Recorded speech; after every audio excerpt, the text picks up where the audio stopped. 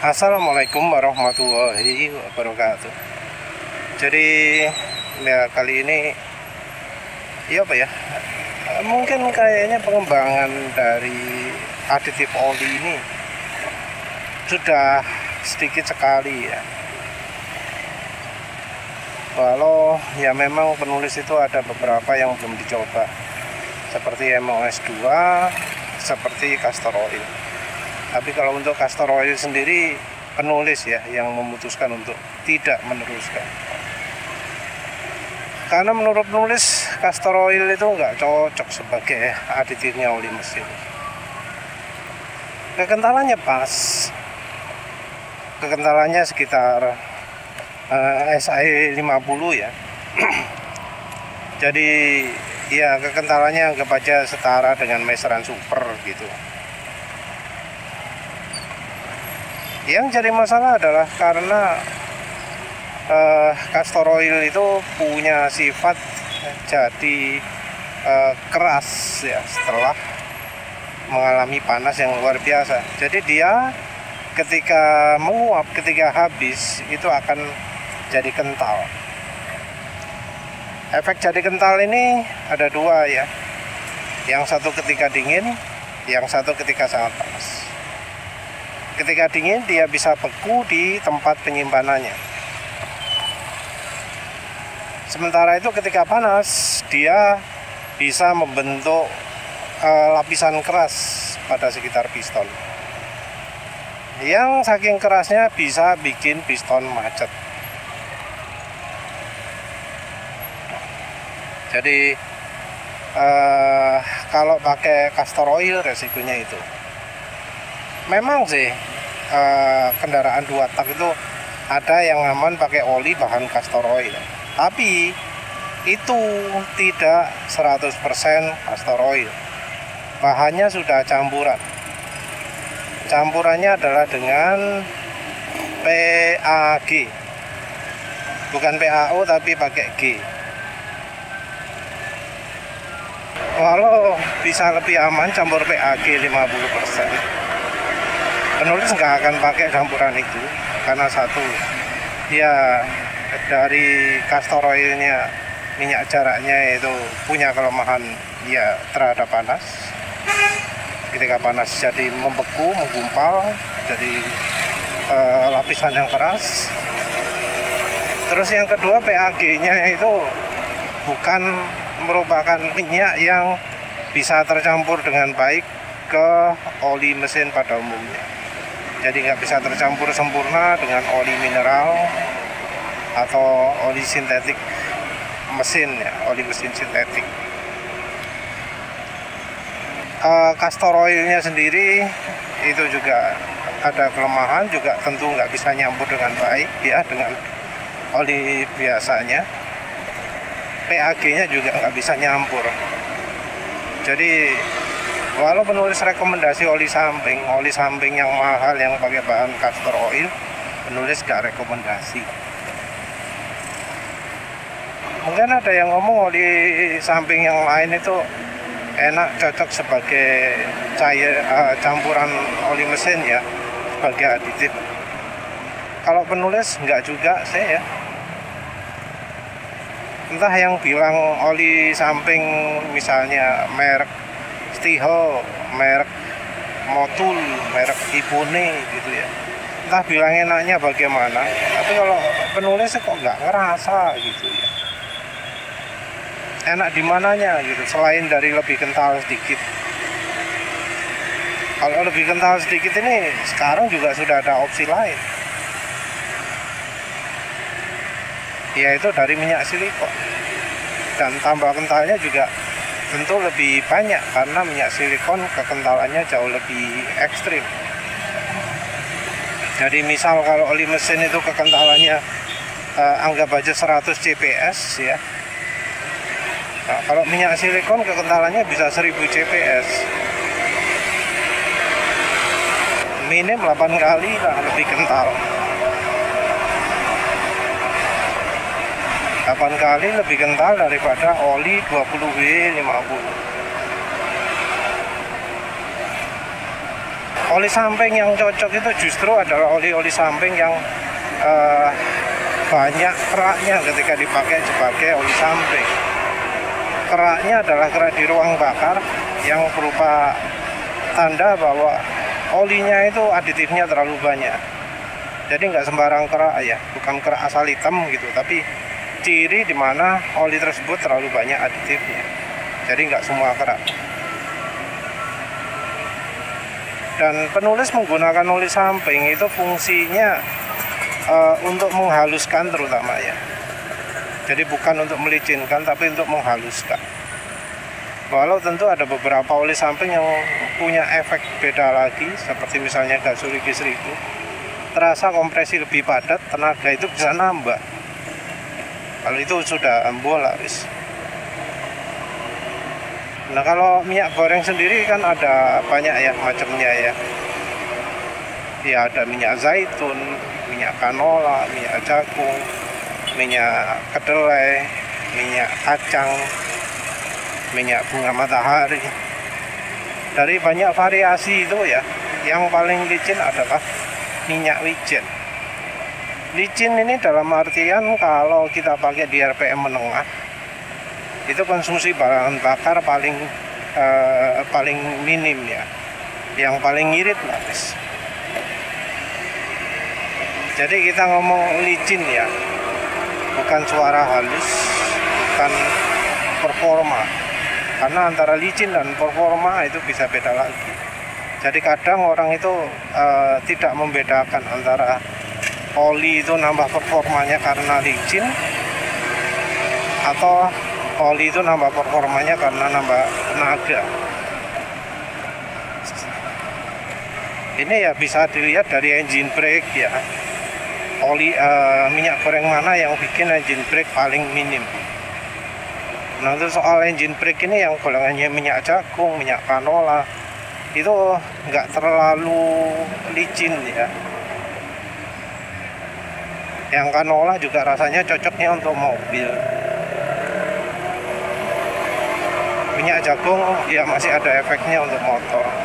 Tapi antara minyak canola dan minyak jagung ini adalah terutama dari sisi ketahanan kekentalan olinya ya yang baik. Jadi penggunaan minyak jagung dan minyak canola membuat oli halus lebih lama.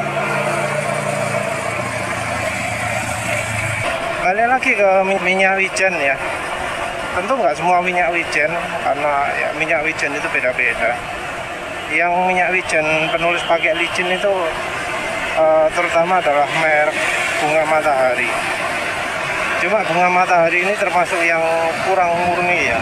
Mungkin juga ini juga yang salah satu jadi penyebab mengapa kok minyak wijen bunga matahari itu bikin oli mesinnya licin. Dia pemurniannya tidak sebaik yang lain-lain. Jadi ada yang lebih murni ya, yang dari Korea itu merek yang padahal ini mama kayu apa jenengnya, sembolali lah. Tapi yang jelas dibanding dengan minyak wijen bunga matahari jauh. Dan sepertinya juga yang merek lain minyak wijen juga nggak akan sebaik yang cap bunga matahari. Ya, kelemahannya adalah minyak wijen cap bunga matahari ini ya ada endapannya ya, terutama kalau yang botol kecil, botol piro 65 ml barangkali atau 193 atau berapa, pokoknya yang botol kecil. Yang botol kecil itu banyak sekali endapannya. Jadi kalau mau pakai kita harus saring dulu. Karena sifatnya cukup encer, kita bisa saring pakai kertas tisu.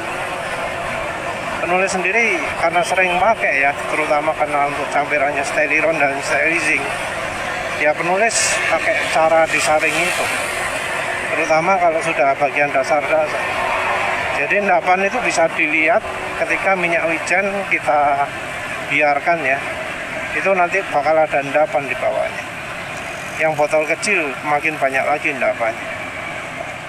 Ya mungkin ada yang menganggap barangkali endapannya bagus ya untuk mesin, tapi kalau untuk penulis sendiri endapan itu penulis nggak pakai, jadi penulis saring biasanya. Kalau untuk minyak sawit licin ya memang dibanding minyak wijen, tapi kalah ya. Jadi untuk secara licinnya minyak wijen itu menang lawan minyak sawit. Kalau minyak sawit itu yang sering dibilang licin itu adalah yang nambah performa. Nambah performa tapi nggak bikin suara mesin halus. Jadi licinnya itu sepertinya karena licin nambah performa. Jadi terutama untuk merek-merek Sabrina, Freshwell, merek-merek yang murah gitu ya, Hanumas, apa mana itu, sing pokok merek-merek murah lah ya, selain dari buatan Wilmar, itu nambah tenaga. Sania memang nambah tenaga juga, tapi kalau itu sudah terlalu parah ya. Sania, Fortune, Amis, lali aku, lupa lah, yang buatannya Wilmar lah pokoknya. Itu yang termasuk nggak bagus. Mungkin ada yang tertarik merek Sunco ya. Merek Sunco itu ya termasuk tengah-tengah ya, tapi untuk ketahanan termasuk paling buruk dalam jajarannya minyak sawit. Yang ketahanan kekentalan paling bagus ya Vilma atau Bimoli Klasik. Itu yang tahan ya. Penulis belum pernah nyoba pakai minyak mineral ya, pakai bahan fish oil mineral. Ada yang jual, tapi karena encer ya penulis nggak tertarik. Bahan PAO sebenarnya ada ya, tapi masalahnya yang jual cuma jual 5 liter gitu. Yang jual literan masalahnya terlalu encer. Jadi merek Lemcote, minyaknya kompresor itu ada yang PAO, ada yang ester. Nah yang PAO itu masalahnya ISO-nya itu terlalu encer. Jadi ISO kalau nggak salah 50, 100 mungkin ya. Sementara yang kita butuhkan adalah ISO 220. Produknya tersedia, tapi nggak ada yang jualan di Indonesia. Jadi itu ya jadi halangan. Untuk esternya penulis belum eksplorasi, tapi di minyak kompresor juga ada yang pakai bahan ester. Bimbo kekentalannya biro belum tahu. Kalau ester mestinya kental ya, bukan termasuk encer. Masalahnya antara polyolester dan PAO ini, kalau oli kompresor harganya nggak murah. Harganya wis 100, 200 gitu ya. Rada males nyoba karena ya kita kan pakai 1 liter ya. Mau tambah aditif macamnya mungkin 50% lah. 50% bisa nggak bayar 100.000 per liter. Wis termasuk mahal gitu.